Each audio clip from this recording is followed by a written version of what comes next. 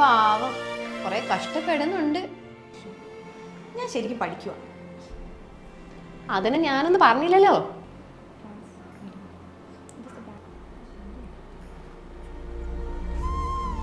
എനിക്കൊന്നും ഉറച്ച വായിച്ച പഠിക്കാതെ ഒന്നും മനസ്സിലാവില്ല എന്ന് പറഞ്ഞു കൊടുക്കാം. അവിടെ ഇരുന്ന സ്വപ്നം കാണാതെ ഉറച്ച വായിച്ച പഠിച്ചേ. അമ്മയ്ക്ക് എന്താ ഞാൻ ഇങ്ങനെയാ വായിച്ച് പഠിക്കുന്നേ? എന്തായി? പഠിച്ചത് വലുതായോ? എന്റെ അമ്മ ഒന്ന് പോയി തരൂ. കുറ്റപ്പെടുത്താനല്ലാണ്ട് ഉപകാരമുള്ള എന്തെങ്കിലും ഒരു കാര്യം ചെയ്തു.